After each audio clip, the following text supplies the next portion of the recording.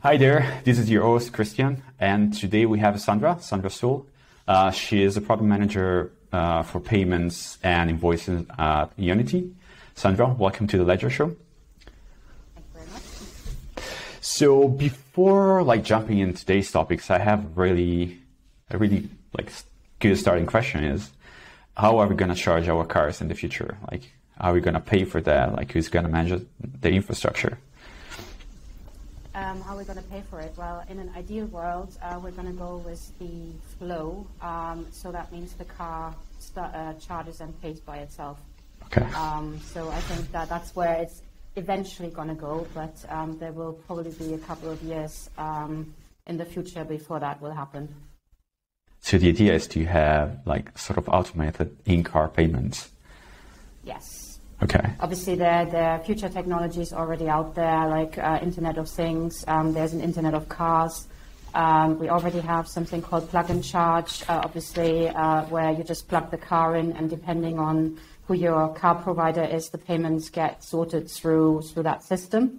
But obviously, the majority of customers are still utilizing car charging and car or payment for the charging in a way you pay at a petrol station, okay. Which means you have to provide payment types that your standard customer that isn't very into technology can also use. So obviously that's the first step to get mass adoption, and then in the future, however technology for the cars evolves and what the cars and the payment industry come up with, charging will fall in line, is at least my opinion. I see. So you're in charge of the part of payments and invoicing at Ionity. Which one is the hardest one to deal with?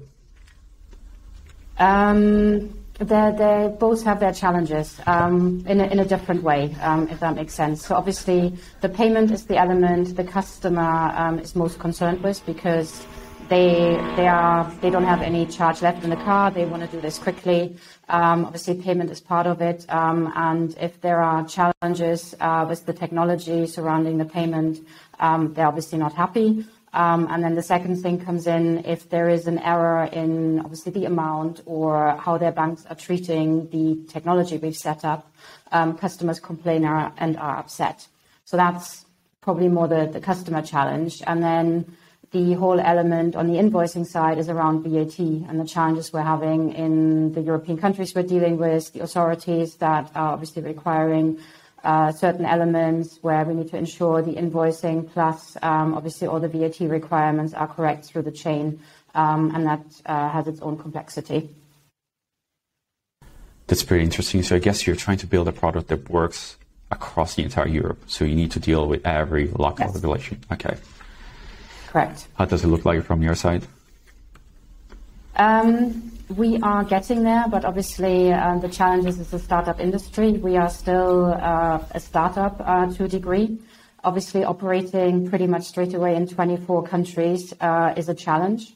And at the moment, our offer is the same in every country, which obviously makes it to a degree simple in a simple way, but at the same time, it brings with it the local regulations that we need to understand and then, when needed, implement. But at the same time, by having the same offer in every country, we're not necessarily as adapted to the local market as a local player is. So there will be challenges in the future on how we develop our offering, specifically in the payment and invoicing space, to enable, for example, I don't know, you are obviously living in Germany. Germany has a gyro card. Other countries don't have a gyro card. It's not enough to potentially just offer your Visa and MasterCard. We need to offer something else. We know that some of the Scandinavian countries have something called VIPs. There are other local payment types in the Netherlands. There's different stuff going on in Poland, and so on and so on. So obviously, every nuance that makes us attractive in a local market is a challenge from an implementation point of view, because you suddenly don't just offer one option, you suddenly offer 24 different things that you all have to manage. And obviously, Still being a startup, there is a limited amount of workforce that needs to grow with the business. And the challenge is how many systems and processes do we add into the mix to still be able to manage the challenges we have. And I think that's probably one of the biggest challenges I'm having at the moment of getting the scalability right. So we have the right offer for our customers, but at the same time for Ionity to be able to manage that efficiently, well for the customer, and also have the right cost base. Because obviously the more systems and processes you have, the more costly it will get at some point. I see. So one of your goals is to leverage like local rails to route payments through? Potentially, yes. So obviously at the moment, we are mainly focused on keeping up with the market is probably the best way to describe it. If I'm honest, the last 6 months have seen a massive growth for us, specifically in the payment space as well. So we implemented what we call direct payments, so where a customer can pay directly with Ionity about a year ago. Whilst the volumes were fairly insignificant for the business around this time last year, since Easter this year, the volume has grown significantly. And we are all predicting that it's going to grow even further over the next months and years. And that obviously means from getting, let's say, over 24 countries, maybe 5,000 transactions a month, we're now getting closer to 100,000 transactions. Obviously, that is just going to carry on growing. And that also means that we need processes, systems, specifically in the payment and invoicing space, that are robust and correct. Both from an Ionity point of view and from a customer point of view. So the focus needs to be scalability, that we're able to handle the volume. And then once we're able to do that, the challenge will be to be attractive enough with what we're offering to the local customers. So if we're obviously just carry on offering the basics, there will be a lot of, let's say, for example, German customers, if they're just charging within Germany, that will compare us to other companies that are really strong in Germany, and they say, yeah, well, if I go and charge at whatever the company might be, I can do this, and this, but Ionity doesn't offer it.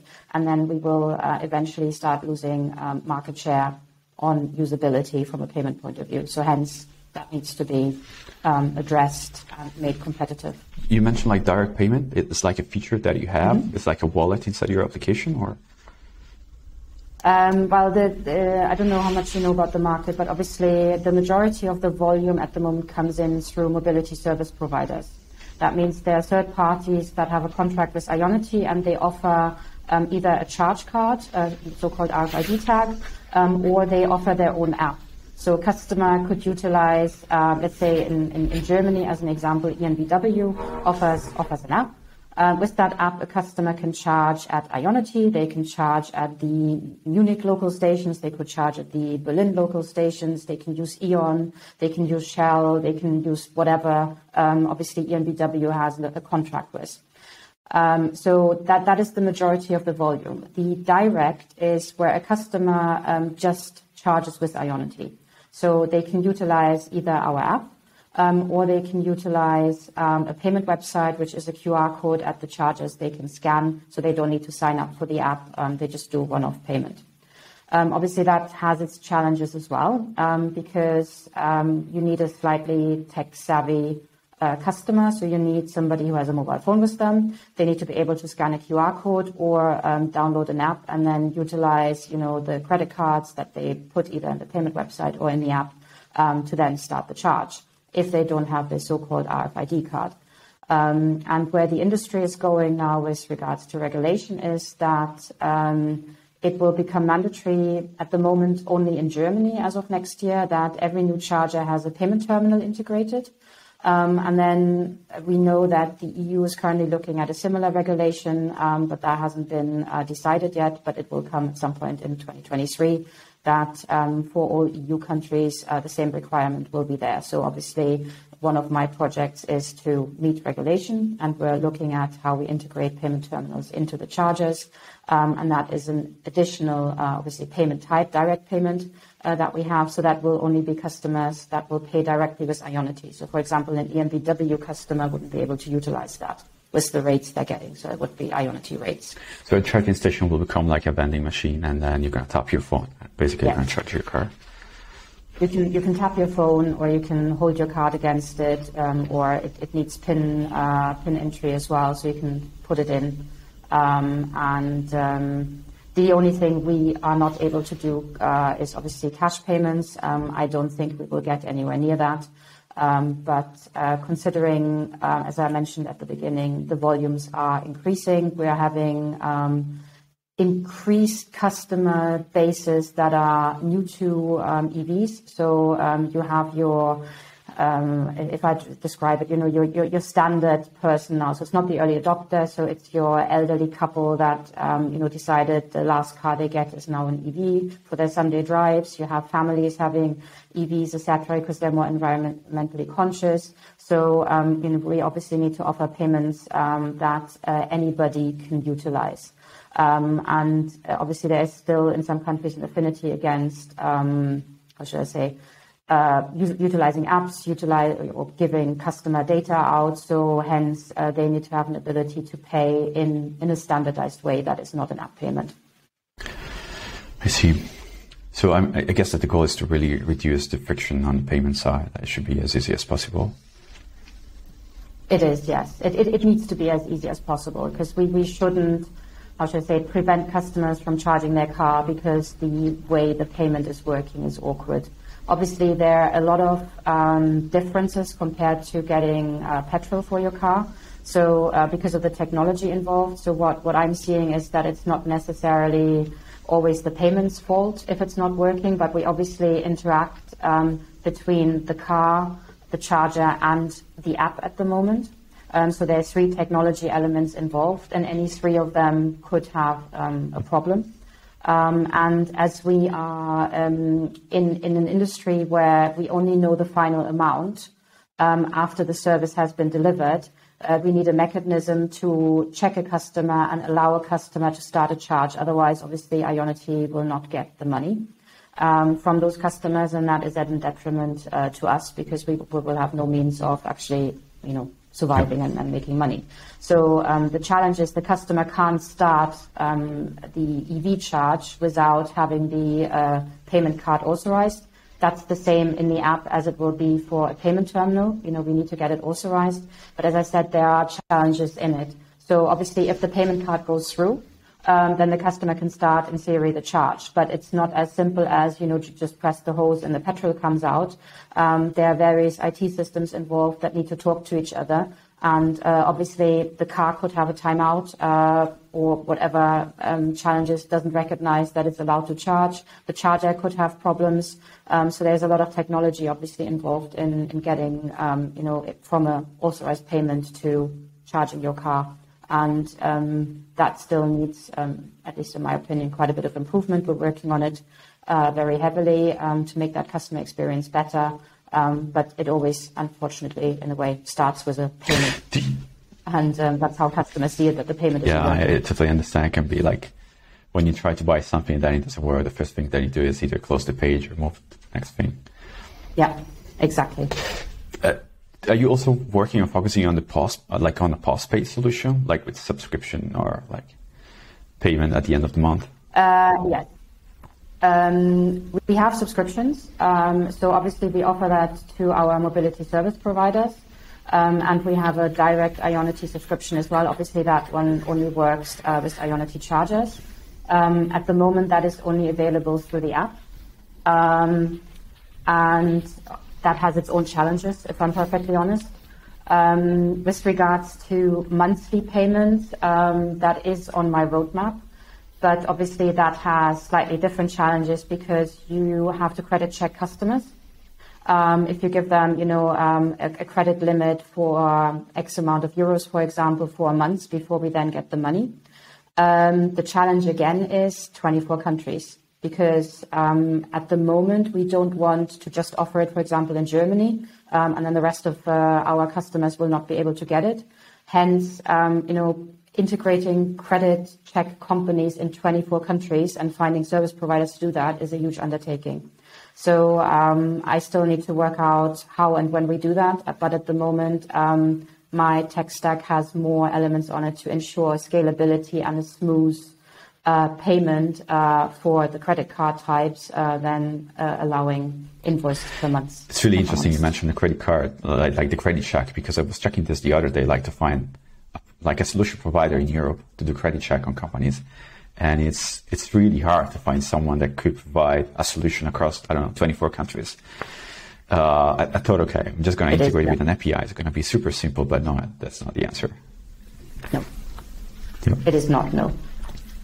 There are a lot of nuances where, again, it comes down to what each country is doing, what the regulation is. Some countries, like the UK, are a lot more stringent than others. Depending on what providers are available, it can get very complicated or simpler. But I used to work in this space in my previous job, and that was just in the UK, and I know how difficult it is to do the whole credit check portfolio on customers. Hence, doing that times 24 is a huge undertaking.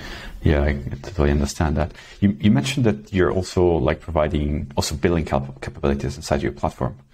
I guess also having that is not easy, and like when you're scaling up in 24 different countries, like can you tell us a little bit more about how you're doing billing and invoicing together? Obviously, we, as I said, we authorize the payment type, whether or not that comes in from a mobility service provider or from a direct customer. And then we have various engines that are set up. So we obviously have to recognize what tariff this customer is on. So, for example, our standard rate at the moment for a direct customer is 79 euro cents per kilowatt hour. That is recognized through the medium he comes in. And then we essentially count how many kilowatt hours the customer charges. And at the end, there is a rating engine that then rates the full charge. And then there's a final amount depending on what country the charger is in, what the VAT rules are for a direct customer or a B2B customer. Everything gets rated, and then we utilize this information to then either debit the customer's credit card, or in the case of our B2B suppliers, we then collect all that information and do a monthly invoice. But there is a lot of complex logic in there. Obviously, again, the 24 countries, it depends on the tariffs we're using, and the pricing models we're offering, if there are any discount elements in there. So there's an array of complexity in there, obviously. And the challenge of the invoicing system and the payment system is to ensure we get the data at the right time into the right system to then make sure everything works as smoothly as we can. I mean, you mentioned so many components in like 30 seconds. Like, I think I lost a few of them, like engine rating, then VAT, and then you have a couple of other things related to B2B. So I guess it has to be really, really complex. It is really complex. Yeah, we're doing that in-house, and obviously have a great IT team that is able to adjust based on market demands, etc. And then the challenge for me is we are still using a lot of third-party providers in the obviously payment space. We have to. In the invoicing space as well, and we need to ensure that the systems are integrated correctly, they talk to each other at the right speed with the right data and the correct data, and then make sure that there is, in a way, no detriment to the customer, no detriment to Ionity either. How is it going with the integration? Because from my perspective, when you try to integrate, especially on the voice side, different providers, could be pretty hard because maybe they have a different model, so they work specifically in a country and they have a different way of doing this. It's also the same on your side. Are you having a different experience? It is. Obviously, we integrated one provider last year when we established the app. That took a lot longer than I think anybody anticipated. Again, because of the complexity with the 24 countries, testing in itself, whether it's at Ionity or at our service providers, is very complicated. Excuse me.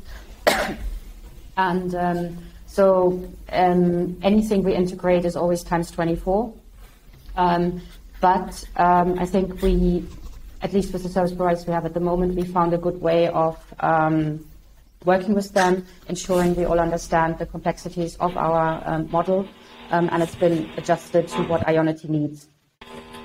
Because you mentioned you also have an in-house provider, like you have an in-house team building this. Like, is the idea to ramping up the internal implementation and then for the further expansion of the company, whether it's going to be in Europe or in another country, leverage your internal team, or like use an external provider as a way to speed up your expansion, for example? Or... It's both, actually. So I think initially we started off with a full provider for everything. We're at a phase now where we are slowly pulling everything in-house. And as I said, the elements that are unique to Ionity, so I mentioned the rating engine and things like this, that is definitely elements that Ionity wants to keep. The payment service providers, we will have to have third parties because Ionity does not have a banking license and we will not get a banking license. And from an invoicing point of view, I think for the stage we're at the moment, that is definitely the right approach. We have utilizing expertise of external companies, and then we have to see how the market and the business is developing over the next couple of years. Like, let's say that there is another company now trying to build like specific billing and invoicing solution for, I don't know, their marketplace, or it could be like high volume business. Like, is there any suggestion that you would probably share with their product manager about, like, we need to build this system and like we don't find any kind of provider outside? We have this sort of requirements, like what are the things they shouldn't overlook? What are the things they should look for?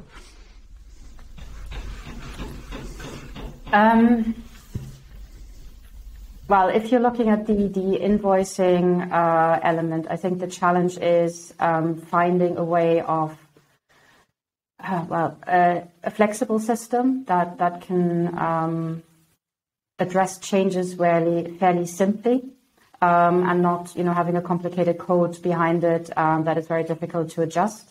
Obviously, the challenge we're having with our 24 country setup, I'm not sure how often that does happen. You again need the flexibility with language logic and the whole VAT logic. Obviously, the challenge is, do you have your own SAP system that can take all the accounting information as well? That was one of the challenges, or is still one of the challenges we're having whilst we're developing, is ensuring the accounting, the bookkeeping, the reconciliation of payments with money that's actually coming in from the payment service providers into our bank accounts. There's an awful lot of work that needs to happen that obviously we need to do as a company, so we're auditable as well. Our books are in order. We can show that we've had X number of orders in. That's how they went through the system. That's what we got, etc. And obviously, if you're a very small company, that is a huge process to set up, specifically if you are dealing with direct customers. So I mentioned at the beginning, we started off with maybe 1,000 orders a month. We're getting closer to 100,000. So obviously, reconciling 100,000 orders every month, if you have one person working in finance, is not feasible. So those are the considerations you need to have, and why probably if you start up as a very small business, you probably cannot do that by yourself if you're going into the B2C space. Yeah, I guess it makes a lot of sense. Like a spreadsheet will not get you that far. No. Definitely not. Can you tell us a little bit more about your current, I don't know how to call it, like finance tech stack, or how you run all this system together? You mentioned SAP, so I guess that's one of the things you integrate with. Yes, obviously we're using a service provider and they feed all the information into their SAP. So ultimately we have, as I mentioned earlier, we have our own rating engine and billing engines where we generate the final amount a customer needs to pay. That information then gets passed on to the payment service providers or the invoicing provider through APIs. And then obviously the payment service provider is the one that pulls the money from the customers. They obviously have a compliant system process that we follow. So we, for example, don't hold any credit card information. That all sits with the payment service providers because we're not supposed to do that. And then from a invoicing point of view, we have a process set up that as soon as the payment was authorized by the payment service provider, our invoice provider creates an invoice. We then send that invoice to the customer on email, but that is only feasible through our app process where we know the customer. If we don't know the customer, then obviously there's no invoice. And all the invoice data gets reconciled. So our service provider is checking that the money has come into our bank accounts, creates daily and monthly reports, and at the same time they're sending all of that information back through another API into our internal SAP system for our accounting team to then do the internal reconciliation. So your system, like your Inhouse system, sits at the top of, let's say, the API offers of the other service provider. Okay, that's pretty interesting. Mm-hmm. And now that, I mean, you mentioned the 1,000 transaction per month. I guess you have a goal to probably scale it also because of this function of the industry. So I guess it's going to be 10-fold or 20-fold for the next couple of years. Probably, yeah. I mean, I think we're all trying to forecast as much as we can, but if I'm honest, the numbers are changing on a monthly basis. So what we thought was the right forecast or the right split is already surpassing everything pretty quickly. So if you, I did some forecasting the other day, probably had numbers from my internal business team, let's say 4 weeks ago. I think they're already not quite right again. So the industry is growing so fast and rapidly that we continuously need to adjust numbers and check if everything is still. Are you currently focusing only on Europe, or you think also to expand in the US? Okay. We're focusing only on Europe at the moment. So I guess you have, let's call them a limited set of cross-border challenges.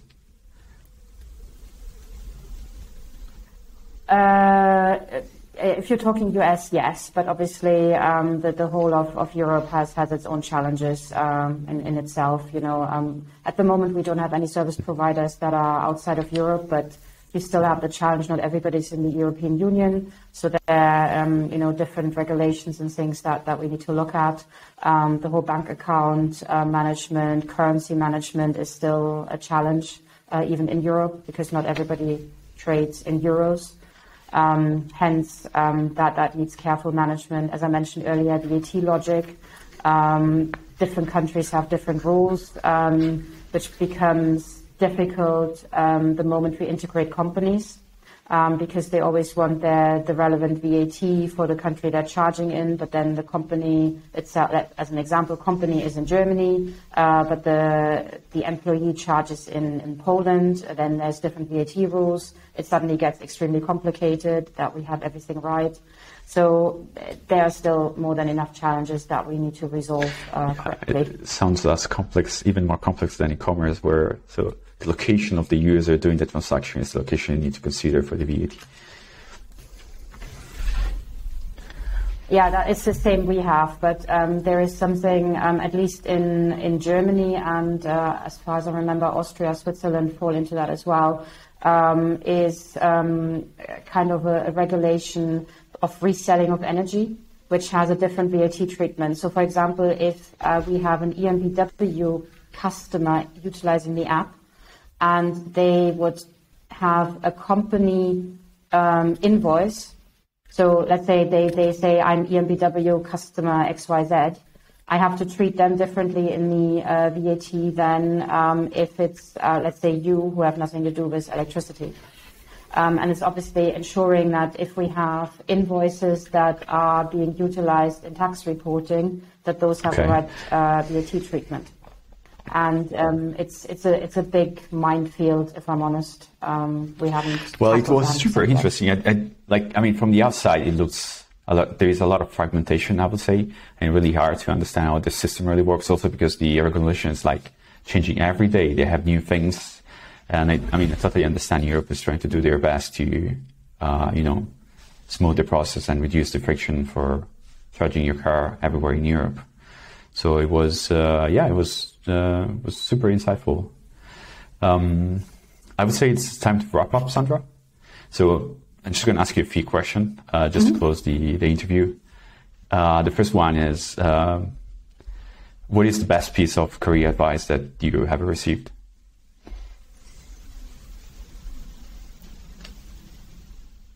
I actually haven't received career advice. It was probably more that I'm giving career advice to a lot of my working students, etc., which is basically stay open, learn as much as you can, and don't just focus on one industry. Because I found, at least in my career, in a way, industry hopping gives you a bit of flexibility and new insights into how to approach. For example, if you come out of the service industry, specifically around IT, a lot of things are being approached differently than if you come out of a manufacturing background. And having a bit of a mix of both, I find quite useful. Just stay open-minded, try different things, that's really try good and develop advice. your career. So next one, what book would you recommend to our audience?